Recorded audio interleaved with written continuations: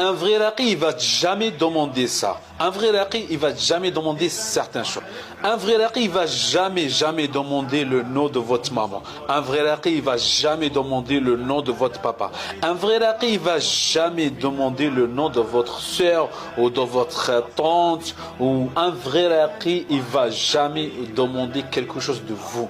Un exemple, un vêtement, quelque chose comme ça, ramenez à lui. Un exemple, ramenez, il dit ramène-moi un reste, ramène-moi un petit vêtement, ramène-moi un petit sous-vêtement, ramène-moi quelque chose comme ça. Un vrai raqi, il va jamais demander ça. Un vrai raqi, il va jamais demander tes photos, les photos de famille.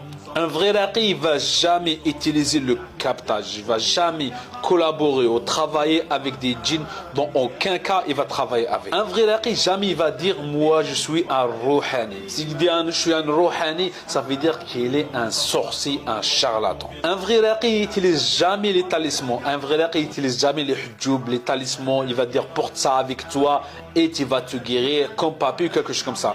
Un vrai raqi, il n'utilise jamais, après, il n'utilise jamais les choses, il va dire parfumer ça à la maison, brûler ce papier à la maison pour se soigner. Un vrai raqi, il va jamais utiliser l'impureté. L'impureté, quelque chose qui n'est pas bien, que ça soit mauvais, qu'il va utiliser de la ruqya. Un vrai raqi, il va jamais te dire va à la mer et nage-toi à la mer et laisse les vagues venir sur toi, et avec cette façon, pendant l'heure de Maghrib, avant la prière de Maghrib, tu vas te nager la nuit de la mer et tu vas te guérir. Jamais de la vie. Bien sûr, l'eau de la mer, elle est bénéfique, elle est bien un peu mélangée avec de l'eau coranisée pour doucher avec à la maison, mais aller à la mer et attendre les vagues venir sur vous, qui pour vous guérir de mal occulte, ça n'existe pas. Un vrai raqi, il va jamais accepter une ruqya pour une femme tout seul. Toujours, vous êtes accompagné avec votre frère, avec votre père, avec votre famille. Un vrai raqi, jamais il va utiliser les mêmes choses qu'utilisent ceux qui font la sorcellerie. Un vrai raqi, il va jamais éteindre la lumière pendant la séance de ruqya. Un vrai raqi, jamais,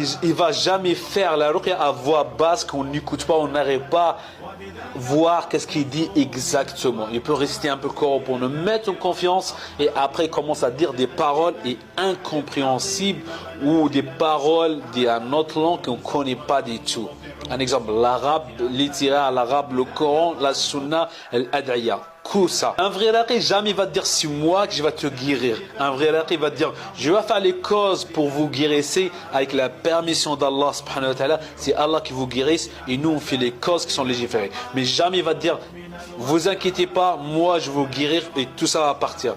Mais tout ça marche avec la permission d'Allah subhanahu wa ta'ala. Il dit je vous guéris avec la permission d'Allah subhanahu wa ta'ala, parce que tout ça revient à Allah subhanahu wa ta'ala, le shifa et la maladie. Un vrai raqi, il va jamais parler beaucoup longtemps